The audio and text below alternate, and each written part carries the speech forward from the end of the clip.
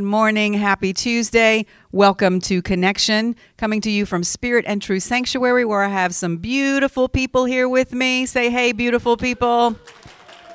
To the beautiful people who are watching online. We're going to begin today with our prayer of surrender, which opens our hearts and prepares our minds for today's devotion, which is called The Natural Mind versus the Mind of Christ, which is especially meaningful this particular year because that is our theme for this year at the church, putting on the Christ mind. So let's say our prayer together. Spirit of truth, carry me where you will. Bring to me what you will. Take from me what you will. Awaken in me what you will. The Christ man is around me. The Christ mind is in me. The Christ power flows through me. And the Christ mystery exists as me. I believe it. I perceive it. And now I receive it. I am surrendered. Amen. And so it is.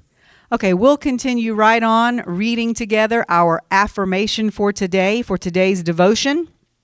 It says, today I consciously move from my natural mind to my Christ mind. All right, the premise of today's devotion is that we as humans are divine as well as human. Different people describe or explain this in a variety of ways.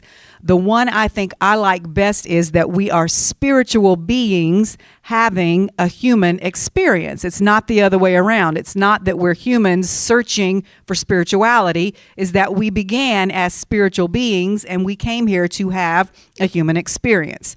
So the point is that we have both within us, humanity and divinity. And each of those two parts of us is connected to a world, as it were. Just like we have half of our mother's DNA and half of our father's DNA that makes up our physical body. Spiritually, it's the same way. We are connected to our human nature comes from and is connected to this three-dimensional earth realm that we are living in temporarily. But our spiritual nature comes from and is connected to the eternal realm that goes beyond the limitations we are subject to here on earth. And the quality of our lives is determined in large part by which of these two worlds we consciously choose to give more of our attention and focus to, which one we decide to be a citizen of, as it were. Like if some people have dual citizenship in two different countries and they can kind of decide which one they want to spend more time in, it's exactly the same. We get to consciously choose which of those worlds we want to spend more of our time in. So I want to pick up the text in the second paragraph. It says, if you believe that this earth consciousness ruled by your natural mind is all that exists, where everything is a reaction to our outer circumstances and where you're always the victim, in other words, where you feel you have no control over what happens to you, you're still living in a world of lack and scarcity. And the only way to survive in this world is to be in constant competition with others for limited resources. So that's part of the limitation I was talking about a minute ago. If you believe nothing beyond this three-dimensional earth existence is real or is available to you, then your reality is going to be one of lack and scarcity, where you have to fight and compete all the time with others to get your share, to get your piece of the pie. Because in this world, there's only so much pie, and when it's gone, it's gone. That's the mentality here on earth. All right, let's go on to the next paragraph, though, for the rest of the story. When you put on the mind of Christ, you recognize yourself as a powerful creator and realize you have access to an infinite well of limitless resource that is always renewing itself. So when I read that, it made me think about that story in the Bible where Jesus took 2 fish and 5 loaves of bread and he fed thousands and thousands of people. Well, that's because he was not from, or he did not believe in, he did not identify with the limitations of our earthly existence. He saw people needed to be fed, and he took what he had and he multiplied it, because in his world, in his mind, there was no limitation. All right, so we see here that this eternal realm that he was in, where our spirit comes from, it does not have the same limitations as this world does. And when we put on the mind of Christ, or when we identify with our Christ or spirit nature, then we begin to understand that we have access to a reality beyond these earthly limitations. Last paragraph now. In order to reach this level of mastery, where you know that you are the creator of your own reality, you must do your own work. No spiritual teacher or pastor can do it for you. The most they can do is give you the tools and remind you how powerful you are. Okay, so we're going to talk more about what those tools are in our teaching today, so stay tuned. But for now, we're going to end the time of devotion with the prayer. Christ consciousness, help me to do the work necessary to take on the mind of Christ that resides in me. Help me to recognize that I have the power to create my own reality because I am made in your divine image. Amen. So, as everyone here knows, at the beginning of this year, 2023, we changed the format of how we begin this service a little bit, because we added in the daily devotion, which we just read together. And because we were doing so much reading already that was connected to that, the prayer of surrender and then the affirmation and the prayer at the end, I kind of dropped our morning blessing. A lot of you may remember that for several years in a row, we had a blessing we would repeat every Tuesday before the service. It was kind of a prayer slash affirmation that we use for the entire year. I think we had 3 of them, and we replaced that with the devotion. But I want to add it back in now as something that we do on a regular basis. I believe there's so much power in reciting things repetitively, because when you do that, it really does get into your subconscious mind where you don't even think about it. It just becomes a part of who you are. The things you think about repetitively, the things you say with your mouth repetitively, they become a part of your subconscious. So the prayer of surrender is for everyone, and we repeat it pretty much at the beginning of every service we have here, whether it's Sunday or Wednesday or Tuesday. And then, of course, each devotion that we do has its own beginning affirmation and prayer. But I want to start saying this little affirmation every week that is specific to the connection service, which is how we'll start the teaching. It'll give us a little break between the devotion and the beginning of the teaching. I think I shared this with you either last week or the week before, and it's an affirmation that I came up with that has become part of my personal morning devotion. So it's like this. And it's on the screen, but I'm gonna say it line by line for the people here so we can repeat it. I allow perfect health in my body, perfect peace in my mind, and perfect unconditional love in my heart. And the perfect divine timing of spirit to guide my life in thought, in word, and deed. So next week I'll have some printouts for the people that are here, but it was on the screen for the people watching. But I just love that little affirmation. That's going to be our affirmation for the year. I allow perfect health in my body, perfect peace in my mind, perfect unconditional love in my heart, and the perfect divine timing of spirit to guide my life in thought, word, and deed. Amen. So yesterday was technically the first day of spring. Didn't really feel like it. Doesn't really feel like it today. I thought, well, at least I'll wear something warm, but it'll be a spring color. So it's also known as the spring equinox. And at this time of year, a lot of us think about spring cleaning. So I'm going to start a little 2-part series today called that, Spring Cleaning. So today will be part 1. Next week will be part 2. One of the main reasons for spring cleaning is to get rid of those things you no longer use, you no longer have, that no longer are serving you, and in order to make room for new stuff. A long time ago, I tried as much as possible to adopt the rule of one in, one out, which meant if I bought a new pair of shoes, I would get rid of one pair. Now, within reason, because everybody, let's not kid ourselves. Everybody knows I'm never going to just have one pair of shoes at a time. But this is my rule. When my closet shelves are full, when they are at capacity, then I institute the rule of, okay, one in, one out. I'm not buying new shoes unless I can get rid of another pair. All right, so I also try to use that for articles of clothing. So this prevents my closet from becoming cluttered. And just like a cluttered closet, when you have a cluttered mind, it makes your life much more difficult. So that's one of the things we're going to talk about today, making room for the new. And we're also going to tie it in with what we just went over in the devotion, putting on the mind of Christ.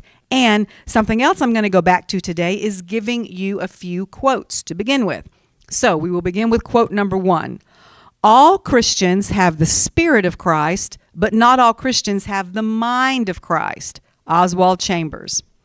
Next, many spiritual teachers speak a great deal about love and light. Now, this one's kind of humorous. But sometimes love is a smack upside the head that says, wake up. And sometimes the light is that lightning bolt that destroys your life so that you can rebuild it. Next, before one can walk as Christ walked and talk as he talked, he must first begin to think as Christ thought. A. Allen. The next one, when you are able to free yourself from things that are not your truths, you will be able to raise your vibration and view the world from a higher place of understanding. Andrew Lutz. And our last one is, remember, you don't become a spirit when you die. You already are a spirit right here and now. While on earth, you also have a body and a soul. Take time to be still and listen to your higher self. The you that is connected at all times to Source, that's who you truly are, an amazing being of energy, light, and love. Okay, 4 or 5 years ago, the famous Notre Dame Cathedral in Paris caught on fire, as you will remember, and a good portion of it was destroyed. And I remember at that time talking about it and saying that I thought the incident was symbolic of what was happening in the church universal at the time. I'll explain that in just a second. I've also talked before about the benefits of forest fires. As tragic and destructive as they are sometimes, they are necessary, and sometimes they even begin spontaneously because that's one of the ways in which Mother Nature has decided she is going to renew herself. Sometimes you just have to have a good clear out in order for the new growth to have room to flourish. There's a passage in the Bible that says you can't put new wine into old wineskins, which is kind of the same principle.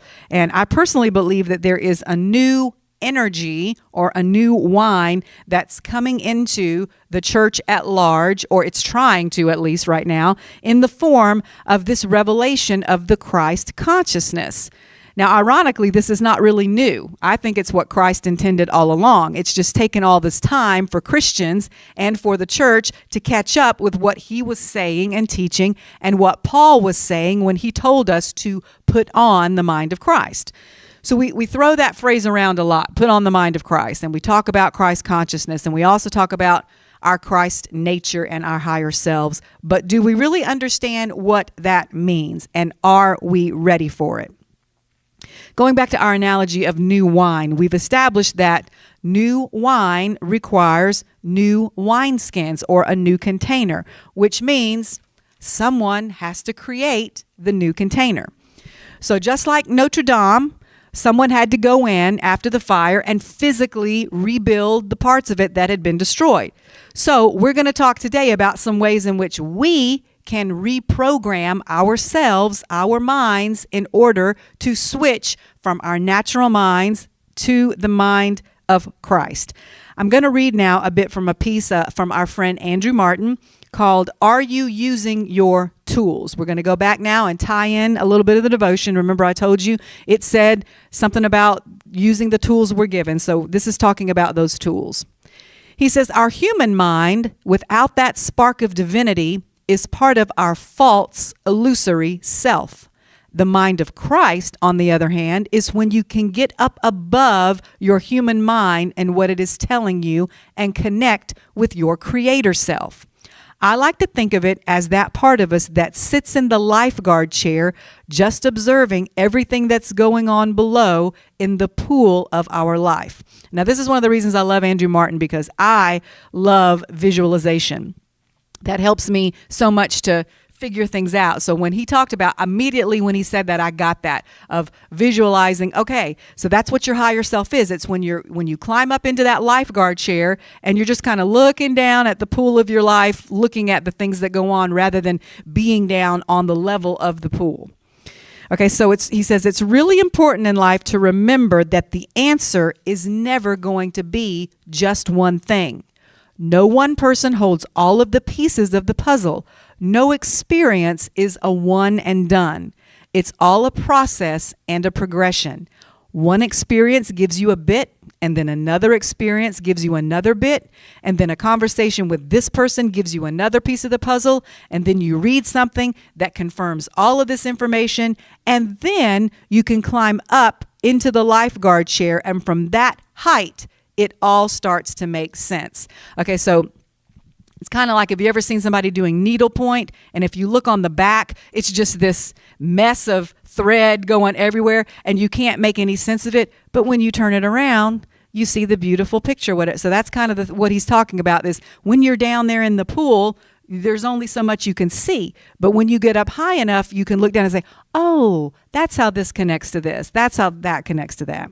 So he says, let's see, that's the only perspective, the lifeguard chair, from which you can see all the connections and how all the individual pieces fit together. But you can't be the observer up in the lifeguard chair, seeing your life from the perspective of your higher self or Christ mind, until you have first learned not only to swim, but you have achieved a certain level of mastery. Now, that makes sense, right? It's not smart to let someone who just learned to swim 2 days ago be the lifeguard, okay? You got to be in there a little bit and practice and keep, having some sort of, if we're going to compare it to spirituality, you have to have some sort of spiritual daily practice for a little bit before you can get up there in that place he's talking about. It's not just, you got to work at it a little bit. So the question now is, are you doing the work? Are you doing the inner work it takes to put on the mind of Christ and to see things from the perspective of your higher self? Are you using your tools? Are you releasing the things that need to be released and allowing the new things to come in? Now, okay, time out again. This goes back to our analogy of Notre Dame and the new energy that's coming into the church corporately, this Christ consciousness, not the Jesus of Nazareth person consciousness that the church has been in for the past 2,000 years or so, but the consciousness of the Christ, okay, that has always been in the world and in many different characters. Just like that cathedral in Paris, the old, or much of it anyway, has burned down. It's gone. That period of the church history is done. And there's this new wine of the Christ consciousness ready to be poured somewhere, but where? The old wineskin is gone. The old building, the old housing is no longer there. So it's our job to create space for this new wine. But it's going to take some action on our part as individuals and as a community, because some group of people somewhere has to be the model for where we're going. The mind of Christ, our higher self, is not going to feel comfortable in the old wineskin of us believing we are wretches, born in sin, shaped in iniquity, who has to come down to an altar every Sunday night and get resaved because you didn't think it worked, or because you did some bad things during that week, or that you have to go sit in a box and relay your every misdeed to another human being who we've decided is somehow above us. I'm talking about the priests, the confessional, that's something that we believed in too, that we have to go and talk to this person who's really no better than we are and tell them, and we can't really be forgiven until they say we're forgiven.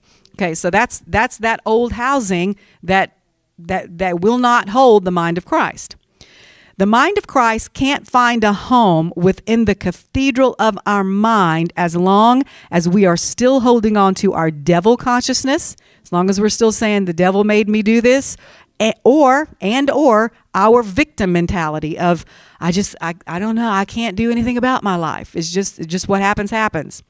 It's time for us to use the tools we've been given and do the work, each of us within our own temple, to be a suitable home for the Christ mind to come in and take up residence on a permanent basis. All right, back to Mr. Martin.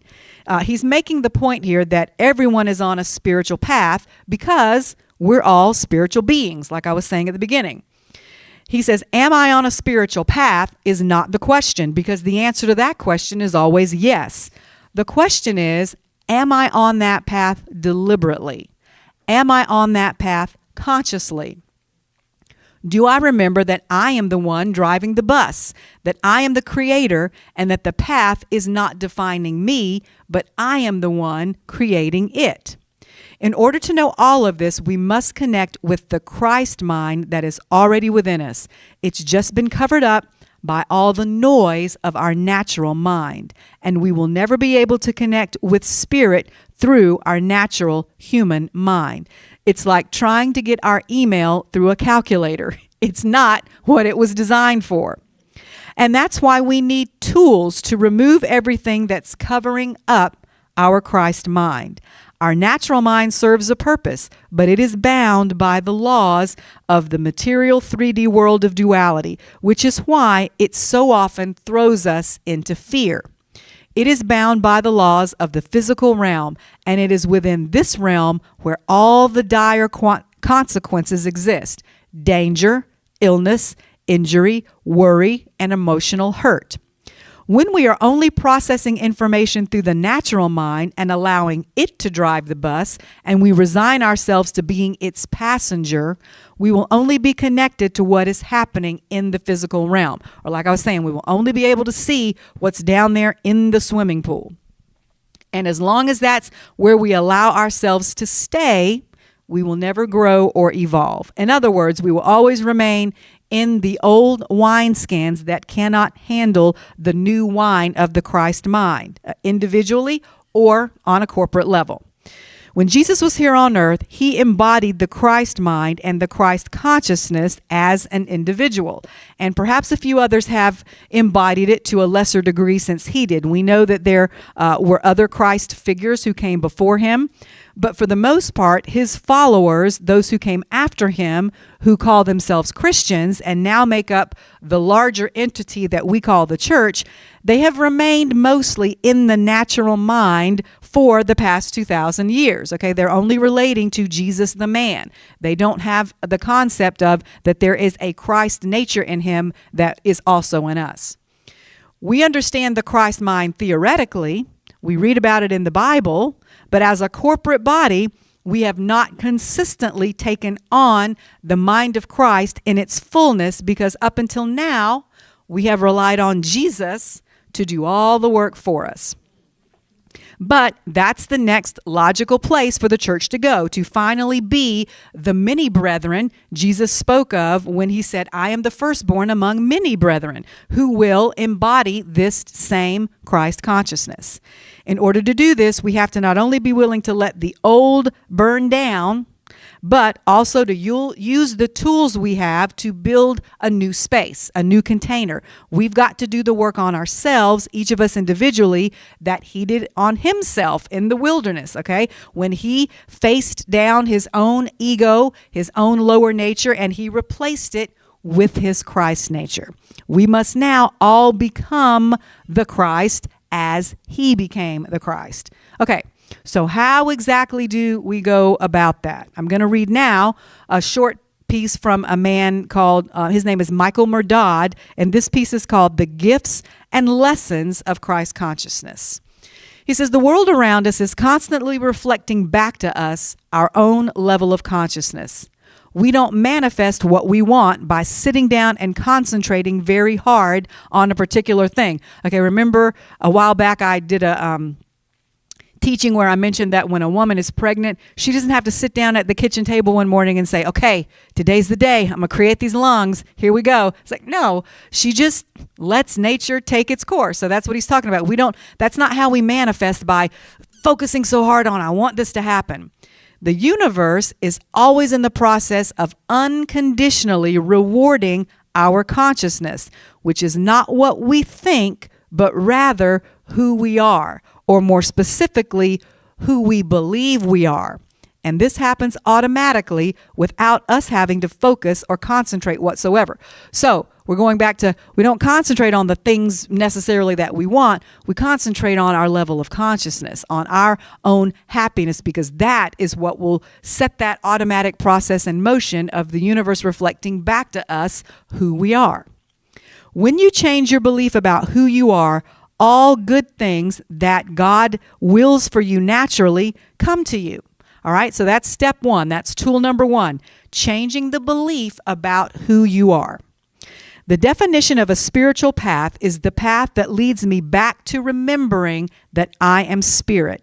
It's not something I do, it's who I am, which, time out, is why I said I like to repeat things over and over, because that gets, if you keep saying, I believe I'm spirit, I believe I am limitless, I believe I'm connected to my eternal source, on and on and on.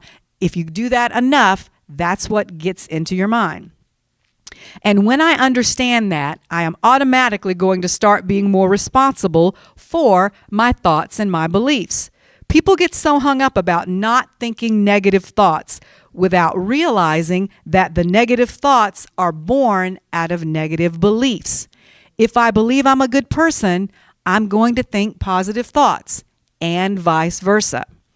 So the solution goes beyond just our behavior modification, like saying, I'm going to force myself not to think negative thoughts.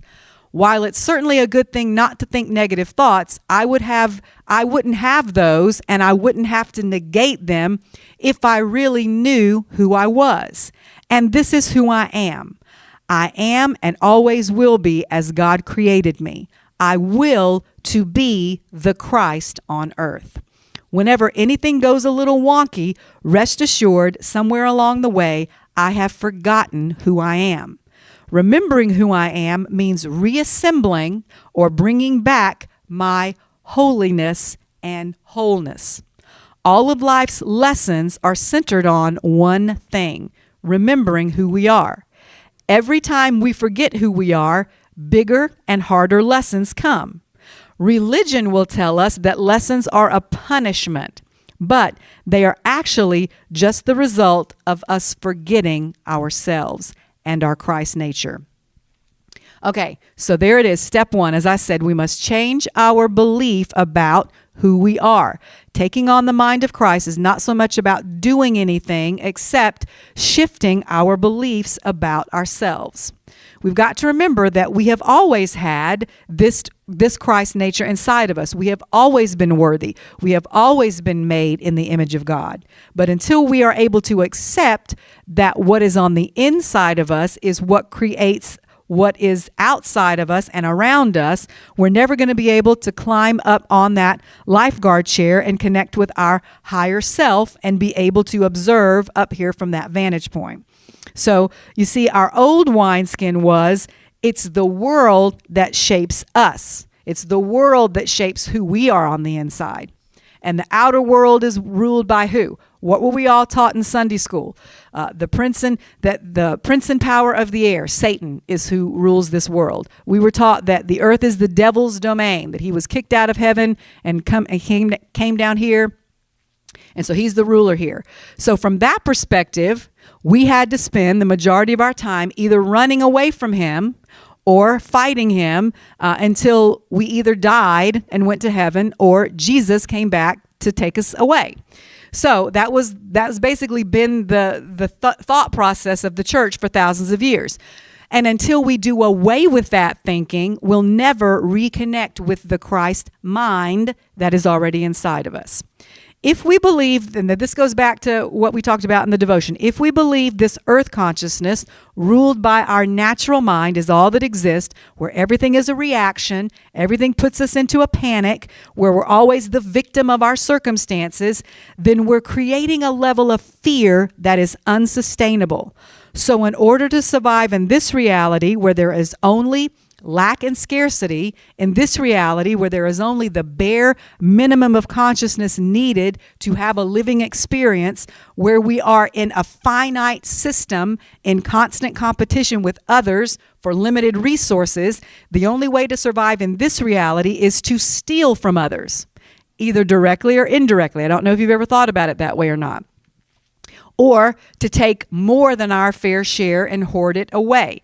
So we could live in that world, or we can access our higher consciousness. And when we access our higher consciousness, which is what the Christ mind is, then we understand that there is fresh water coming from a well that is an infinite place, okay? It's limitless. It is always renewing itself.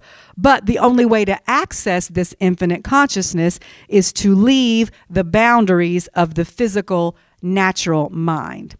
The natural mind is subject to the swing of the pendulum, which goes from good to bad, from happy to sad, from ebb to flow, from lack to abundance. And when we are operating from our natural mind, we are constantly swinging between these extremes. Okay? But when we take on the mind of Christ, we realize that we are the master and that we are the one up here holding the pendulum. So have you ever seen a pendulum? You know what I'm talking about? It's on a string. It's something at the bottom and it goes like this. So that's the shift into the Christ mind. Means we stop being down here where what's that scripture that says you're constantly tossed about with every wind of doctrine? We stop doing this and we realize we're the one up here. Okay, so when you look at it from up here, it can swing as much as possible. You're still right up here. All right, so in order to reach this level of mastery, however, we must do the work. I'm going to repeat again, no spiritual teacher or pastor can do the work for you. The most they can do is give you the tools and remind you of how powerful you already are. Okay, side note here. That's where the church has been for so many years. We've given all of our power away to the leadership and expected them to do all the work for us. Okay, so really the only shift the church has made in the last 2,000 years is we shifted from giving all the power to Jesus, the person, to giving all the power to our pastor. All right, so we've still given our power away. It's just to a different person. So we believe all we have to do is show up on Sunday, put some money in the offering plate, pay our tithe, maybe remember a few of the points, sing a song, and then we expect everything in our lives to just magically fall into place. But that is not preparing us to house the mind of Christ that is within us. Back to Andrew Martin. He says, the difference between a person who has done the inner work and become a master and a person who has not is this. If I am standing in the belief that I am a victim, that I am helpless and I am powerless because I am nothing more than a sinner saved by grace, then $5 to me is a point of desperation. I'm going to starve. I'm going to die. I'm going to be homeless. I can't do this. That is me living and breathing and creating and believing only from my natural mind in this 3D plane of existence. But when I decide to step forward into the fullness of all that I am and remind myself that I have access to the Christ mind, when I have taken the time to reprogram my vessel to know the truth, live the truth, and be the truth, when I am standing in that belief, then $5 is the beginning of the building of an empire. It is only from the perspective of the Christ mind that you can take a look around your environment and honestly accept that everything you see is what you have created for yourself. And sometimes what you see is quite a mess. But it is also from that perspective that you can recreate the world around you. So begin where you are with whatever you have, because I promise you, you already have all you need. So that's the end of Andrew Martin's information. There's a story in the Bible in John 5, and I've actually mentioned it recently, but I'm going to talk about it again because I think it's important. I think it was in a devotion we had recently, but it's the Bible story in the 5th chapter of John about the man at the pool of Bethesda. And Jesus came to the pool one day and saw the man lying there and who had been there for years. And he just asked the man, "Do you want to be made whole?" And instead of just saying yes, instead of just answering the question honestly, the man started explaining to him all the reasons why he hadn't already been healed. If somebody gets in before me, nobody's here to help me. Nobody will help me get into the water. And this is a perfect example of our belief when we have a belief in a finite system. Someone else took all the healing power and there isn't anymore. No one's going to help me because everybody's always out for themselves and I got to fight and be in competition with all these other people trying to get in the pool. That's down here thinking. And that's that old wineskin thought process of needing someone else to either do the work for you or help you by telling you what to do. The new wineskin is when you realize you want something and the Christ Spirit is standing there asking you if you want it. You don't blame anybody else for why you don't already have it or explain anything. You just say, yes, I want that. All the power is already inside you. All right. So step 1, believing you are worthy to house the Christ mind. That's step number 1. Step 2 is realizing that it's already within you.